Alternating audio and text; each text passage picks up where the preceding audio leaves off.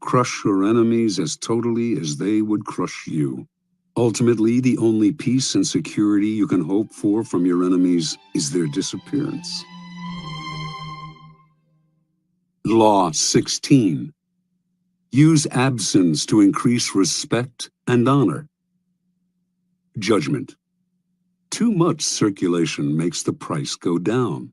The more you are seen and heard from, the more common you appear. If you are already established in a group, temporary withdrawal from it will make you more talked about, even more admired. You must learn when to leave, create value through scarcity. Observance of the law. For many centuries, the Assyrians ruled Upper Asia with an iron fist.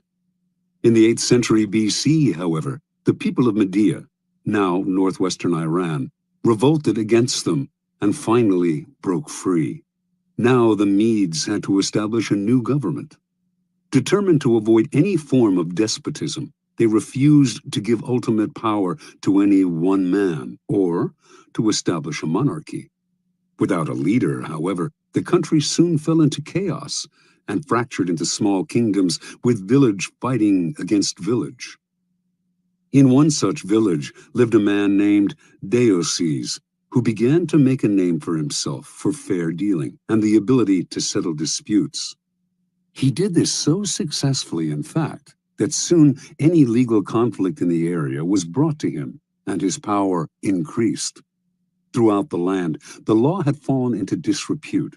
The judges were corrupt, and no one entrusted their cases to the courts anymore, resorting to violence instead.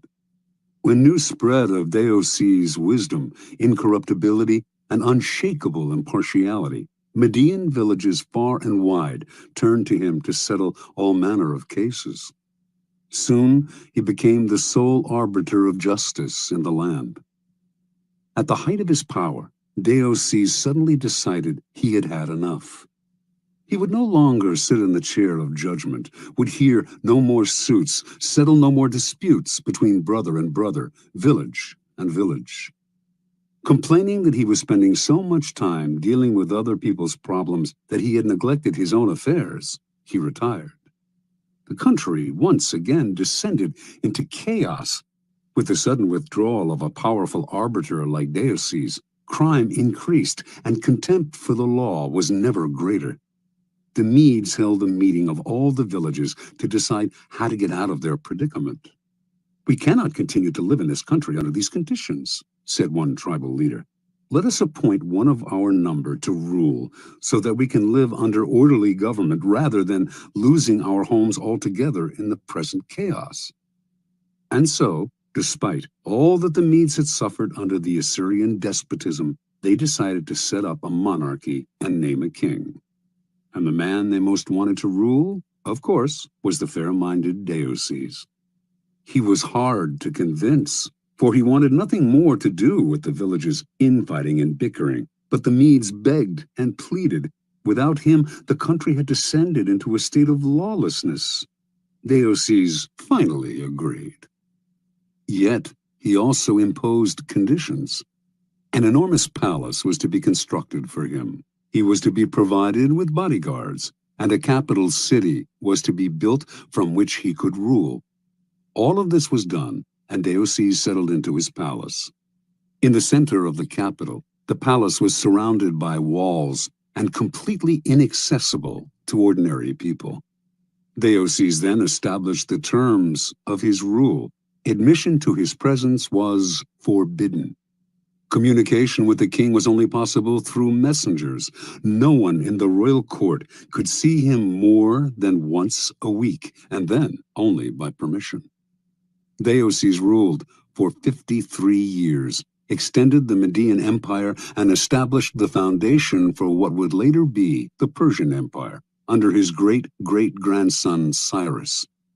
During Deioces' reign, the people's respect for him gradually turned into a form of worship. He was not a mere mortal, they believed, but the son of a god. Interpretation. Deioces was a man of great ambition. He determined early on that the country needed a strong ruler and that he was the man for the job. In a land plagued with anarchy, the most powerful man is the judge and arbiter, so Deoces began his career by making his reputation as a man of impeccable fairness. At the height of his power as a judge, however, Deoces realized the truth of the law of absence and presence. By serving so many clients, he had become too noticeable, too available, and had lost the respect he had earlier enjoyed. People were taking his services for granted. The only way to regain the veneration and power he wanted was to withdraw completely and let the Medes taste what life was like without him. As he expected, they came begging for him to rule. Once Deoces had discovered the truth of this law, he carried it to its ultimate realization. In the palace his people had built for him, none could see him, except a few courtiers, and those only rarely. As Herodotus wrote, there was a risk that if they saw him habitually, it might lead to jealousy and resentment, and plots would follow. But if nobody saw him, the legend would grow that he was a being of a different order from mere men. Keys to power. Everything in the world depends on absence and presence. A strong presence will draw power and attention to you. You shine more brightly than those around you. But a point is inevitably reached where too much presence creates the opposite effect. The more you are seen and heard from, the more your value degrades. You become a habit. No matter how hard you try to be different, subtly, without your knowing why, people respect you less and less. At the right moment, you must learn to withdraw yourself before they unconsciously push you away. It is a game of hide and seek. Another, more everyday side of this law, but one that demonstrates its truth even further, is the law of scarcity in the science of economics. By withdrawing something from the market, you create instant value. Extend the law of scarcity to your own skills. Make what you are offering the world rare and hard to find, and you instantly increase its value. There always comes a point when those in power overstay their welcome. We have grown tired of them, lost respect for them.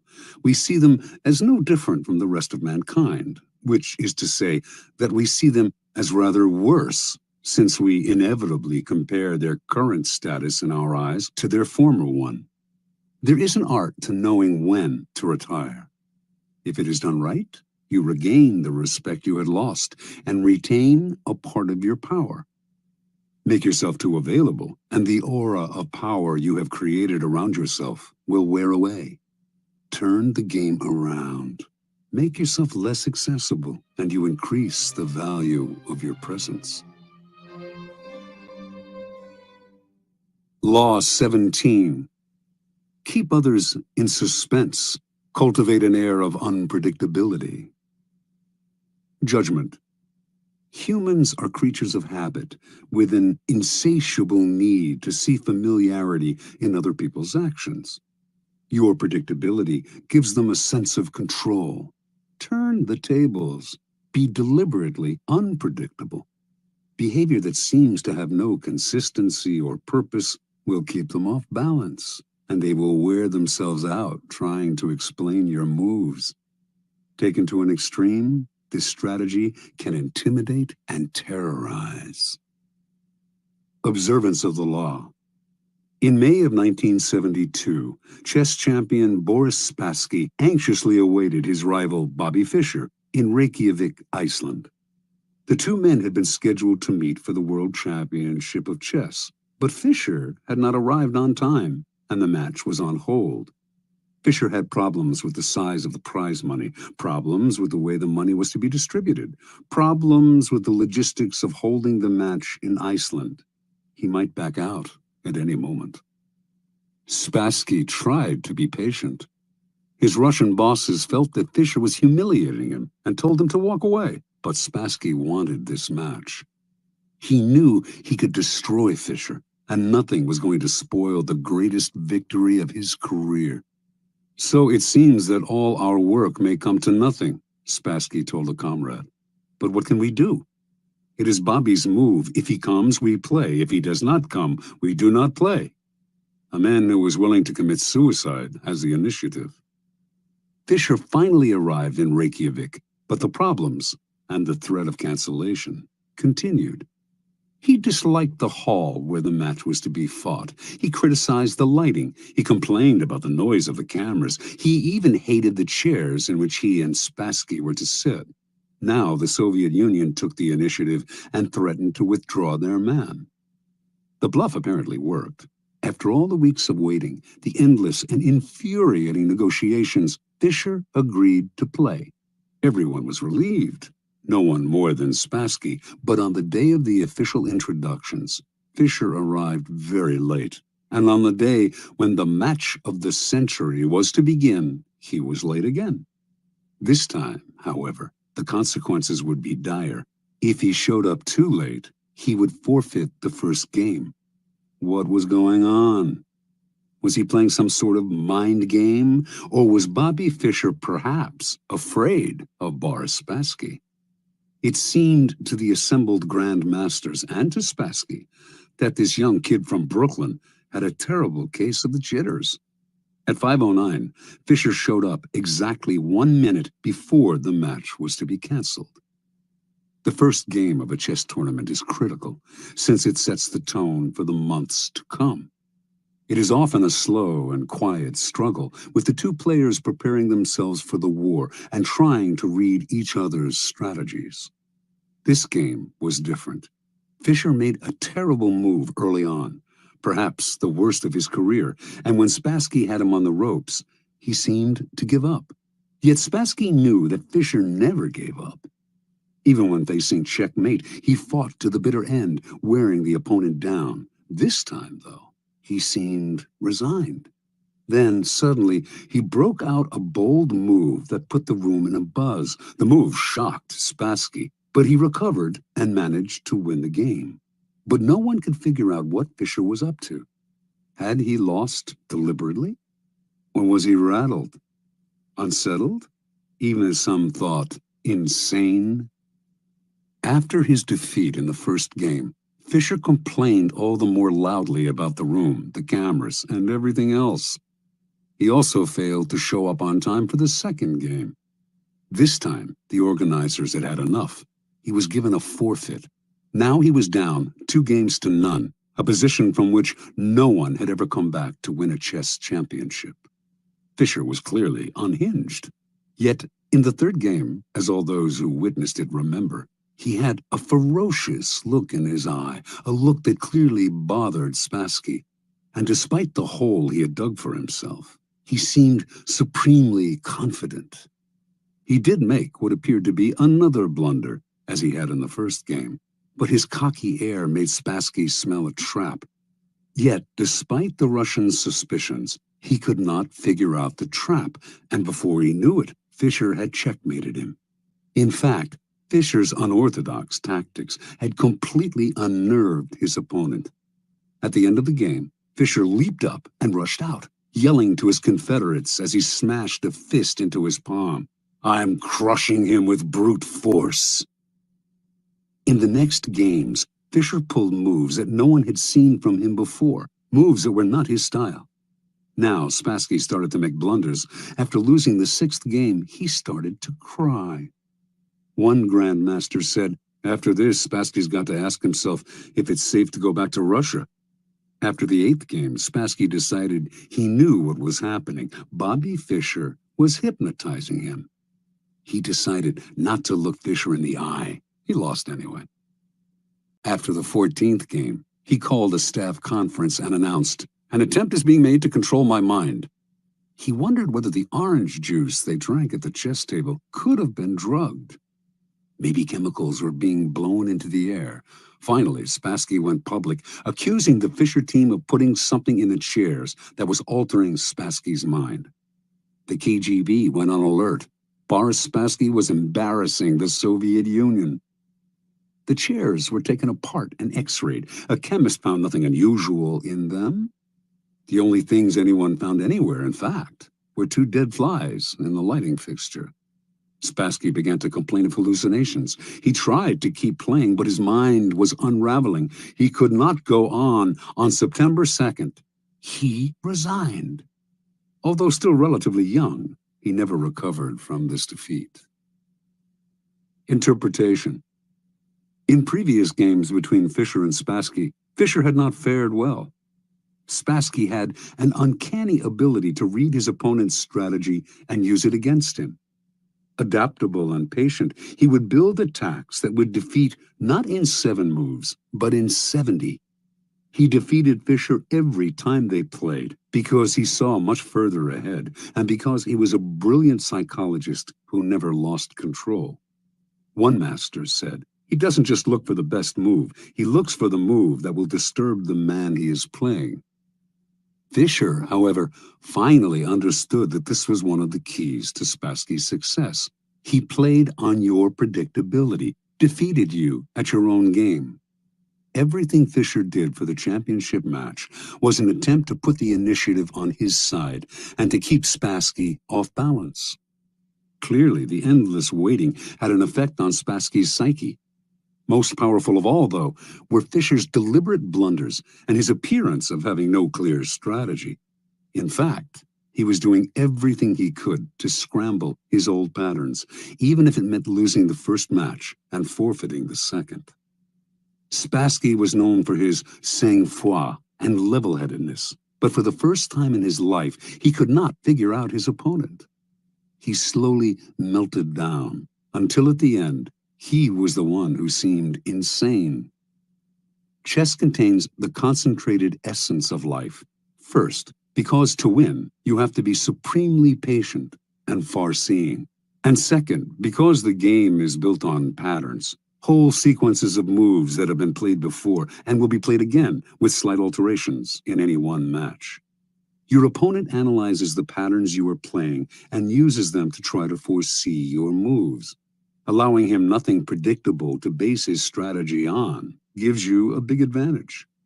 In chess, as in life, when people cannot figure out what you are doing, they are kept in a state of terror, waiting, uncertain, confused. Keys to power. Nothing is more terrifying than the sudden and unpredictable. That is why we are so frightened by earthquakes and tornadoes. We do not know when they will strike. After one has occurred, we wait in terror for the next one. To a lesser degree, this is the effect that unpredictable human behavior has on us. Animals behave in set patterns, which is why we are able to hunt and kill them. Only man has the capacity consciously to alter his behavior, to improvise and overcome the weight of routine and habit. Yet, most men do not realize this power. They prefer the comforts of routine, of giving in to the animal nature that has them repeating the same compulsive actions time and time again. They do this because it requires no effort, and because they mistakenly believe that if they do not unsettle others, they will be left alone. Understand, a person of power instills a kind of fear by deliberately unsettling those around him to keep the initiative on his side. You sometimes need to strike without warning to make others tremble when they least expect it. It is a device that the powerful have used for centuries. Unpredictability is most often the tactic of the master, but the underdog, too, can use it to great effect. If you find yourself outnumbered or cornered, throw in a series of unpredictable moves. Your enemies will be so confused that they will pull back or make a tactical blunder. People are always trying to read the motives behind your actions and to use your predictability against you. Throw in a completely inexplicable move and you put them on the defensive. Because they do not understand you, they are unnerved, and in such a state, you can easily intimidate them. Unpredictability is not only a weapon of terror. Scrambling your patterns on a day-to-day basis will cause a stir around you and stimulate interest. People will talk about you, ascribe motives and explanations that have nothing to do with the truth, but that keep you constantly in their minds. In the end, the more capricious you appear, the more respect you will garner. Only the terminally subordinate act in a predictable manner. Law 18. Do not build fortresses to protect yourself. Isolation is dangerous. Judgment. The world is dangerous and enemies are everywhere. Everyone has to protect themselves. A fortress seems the safest, but isolation exposes you to more dangers than it protects you from. It cuts you off from valuable information. It makes you conspicuous and an easy target. Better to circulate among people, find allies, mingle. You are shielded from your enemies by the crowd. Transgression of the law. Qin Shi Huangdi, the first emperor of China in 221 to 210 BC, was the mightiest man of his day. His empire was vaster and more powerful than that of Alexander the Great. He had conquered all of the kingdoms surrounding his own kingdom of Qin and unified them into one massive realm called China. But in the last years of his life, few, if anyone, saw him. The emperor lived in the most magnificent palace built to that date, in the capital of Xianyang. The palace had 270 pavilions. All of these were connected by secret underground passageways, allowing the emperor to move through the palace without anyone seeing him. He slept in a different room every night, and anyone who inadvertently laid eyes on him was instantly beheaded. Only a handful of men knew his whereabouts, and if they revealed it to anyone, they too were put to death. The first emperor had grown so terrified of human contact that when he had to leave the palace, he traveled incognito, disguising himself carefully. On one such trip through the provinces, he suddenly died. His body was borne back to the capital in the emperor's carriage, with a cart packed with salted fish trailing behind it to cover up the smell of the rotting corpse. No one was to know of his death. He died alone, far from his wives, his family, his friends, and his courtiers, accompanied only by a minister and a handful of eunuchs. Interpretation. Shi Huangdi started off as the king of Qin, a fearless warrior of unbridled ambition. Writers of the time described him as a man with a waspish nose, eyes like slits, the voice of a jackal, and the heart of a tiger or wolf. He could be merciful sometimes, but more often he swallowed men up without a scruple. It was through trickery and violence that he conquered the provinces surrounding his own and created China, forging a single nation and culture out of many. As part of this process of unification, however, the first emperor outlawed the writings and teachings of Confucius, the philosopher whose ideas on the moral life had already become virtually a religion in Chinese culture. On Shi Huangdi's order, thousands of books relating to Confucius were burned, and anyone who quoted Confucius was to be beheaded. This made many enemies for the emperor, and he grew constantly afraid, even paranoid. The executions mounted. A contemporary, the writer Han Fei Tzu, noted that Qin has been victorious for 4 generations, yet has lived in constant terror and apprehension of destruction. As the emperor withdrew deeper and deeper into the palace to protect himself, he slowly lost control of the realm. Eunuchs and ministers enacted political policies without his approval or even his knowledge. They also plotted against him. By the end, he was emperor in name only and was so isolated that barely anyone knew he had died. He had probably been poisoned by the same scheming ministers who encouraged his isolation. That is what isolation brings. Retreat into a fortress and you lose contact with the sources of your power. You lose your ear for what is happening around you, as well as a sense of proportion. Instead of being safer, you cut yourself off from the kind of knowledge on which your life depends. Never enclose yourself so far from the streets that you cannot hear what is happening around you, including the plots against you. Keys to power. Machiavelli makes the argument that in a strictly military sense, a fortress is invariably a mistake. It becomes a symbol of power's isolation and is an easy target for its builder's enemies. Designed to defend you, fortresses actually cut you off from help and cut into your flexibility. They may appear impregnable, but once you retire to one, everyone knows where you are, and a siege does not have to succeed to turn your fortress into a prison. The danger for most people comes when they feel threatened. In such times, they tend to retreat and close ranks to find security in a kind of fortress. In doing so, however, they come to rely for information on a smaller and smaller circle and lose perspective on events around them. They lose maneuverability and become easy targets, and their isolation makes them paranoid. As in warfare and most games of strategy, isolation often precedes defeat and death. In moments of uncertainty and danger, you need to fight this desire to turn inward. Instead, make yourself more accessible, seek out old allies, and make new ones. Force yourself into more and more different circles. This has been the trick of powerful people for centuries.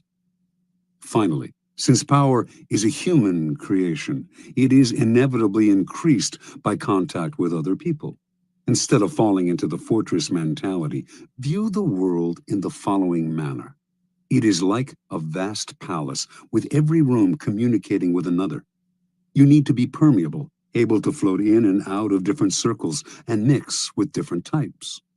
That kind of mobility and social contact will protect you from plotters, who will be unable to keep secrets from you and from your enemies, who will be unable to isolate you from your allies. Always on the move, you mix and mingle in the rooms of the palace, never sitting or settling in one place. No hunter can fix his aim on such a swift-moving creature. Law 19. Know who you are dealing with. Do not offend the wrong person. Judgment. There are many different kinds of people in the world, and you can never assume that everyone will react to your strategies in the same way. Deceive or outmaneuver some people, and they will spend the rest of their lives seeking revenge. They are wolves in lamb's clothing. Choose your victims and opponents carefully then. Never offend or deceive the wrong person. Opponents, suckers, and victims. Preliminary topology. In your rise to power, you will come across many breeds of opponent, sucker, and victim. The highest form of the art of power is the ability to distinguish the wolves from the lambs, the foxes from the hares, the hawks from the vultures. If you make this distinction well, you will succeed without needing to coerce anyone too much. But if you deal blindly with whomever crosses your path, you will have a life of constant sorrow, if you even live that long. Being able to recognize types of people and to act accordingly is critical. The following are the 5 most dangerous and difficult types of mark in the jungle, as identified by artists, con and otherwise, of the past. The arrogant and proud man. Although he may initially disguise it, this man's touchy pride makes him very dangerous. Any perceived slight will lead to a vengeance of overwhelming violence. You may say to yourself, "But I only said such and such at a party where everyone was drunk." It does not matter. There is no sanity behind his overreaction, so do not waste time trying to figure him out. If, at any point in your dealings with a person, you sense an oversensitive and overactive pride, flee. Whatever you are hoping for from him isn't worth it. The hopelessly insecure man. This man is related to the proud and arrogant type, but is less violent and harder to spot. His ego is fragile, his sense of self insecure, and if he feels himself deceived or attacked, the hurt will simmer. He will attack you in bites that will take forever to get big enough for you to notice. If you find you have deceived or harmed such a man, disappear for a long time. Do not stay around him, or he will nibble you to death. Mr. Suspicion. Another variant on the breeds above. This is a future Joe Stalin. He sees what he wants to see, usually the worst, in other people, and imagines that everyone is after him. Mr. Suspicion is, in fact, the least dangerous of the three. Genuinely unbalanced, he is easy to deceive, just as Stalin himself was constantly deceived. Play on his suspicious nature to get him to turn against other people. But if you do become the target of his suspicions, watch out. The serpent with a long memory. If hurt or deceived, this man will show no anger on the surface. He will calculate and wait. Then, when he is in a position to turn the tables, he will exact a revenge marked by a cold-blooded shrewdness. Recognize this man by his calculation and cunning in the different areas of his life. He's usually cold and unaffectionate. Be doubly careful of this snake, and if you have somehow injured him, either crush him completely or get him out of your sight. The plain, unassuming, and often unintelligent man. Ah, your ears prick up when you find such a tempting victim. But this man is a lot harder to deceive than you imagine. Falling for a ruse often takes intelligence and imagination, a sense of the possible rewards. The blunt man will not take the bait because he does not recognize it. He is that unaware. The danger with this man is not that he will harm you or seek revenge, but merely that he will waste your time, energy, resources, and even your sanity in trying to deceive him. Have a test ready for a mark, a joke, a story. If his reaction is utterly literal, this is the type you are dealing with. Continue at your own risk. Transgression of the law. In the early part of the 13th century, Muhammad, the Shah of Khwarezm, managed, after many wars, to forge a huge empire, extending west to present-day Turkey and south to Afghanistan. The empire's center was the great Asian capital of Samarkand. The Shah had a powerful, well-trained army and could mobilize 200,000 warriors within days. In 1219, Muhammad received an embassy from a new tribal leader to the east, Genghis Khan. The embassy included all sorts of gifts to the great Muhammad, representing the finest goods from Khan's small but growing Mongol empire. Genghis Khan wanted to reopen the Silk Route to Europe and offered to share it with Muhammad, while promising peace between the two empires.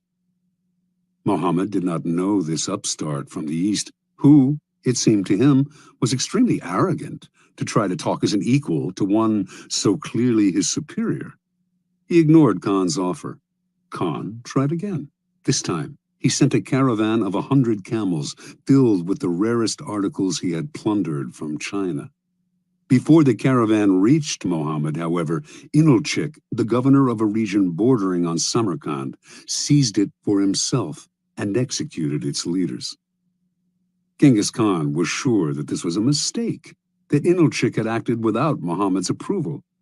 He sent yet another mission to Muhammad, reiterating his offer and asking that the governor be punished. This time, Muhammad himself had one of the ambassadors beheaded and sent the other two back with shaved heads, a horrifying insult in the Mongol code of honor. Khan sent a message to the Shah. You have chosen war. What will happen, and what is to be, we know not. Only God knows. Mobilizing his forces, in 1220, he attacked Inalchik's province, where he seized the capital, captured the governor, and ordered him executed by having molten silver poured into his eyes and ears.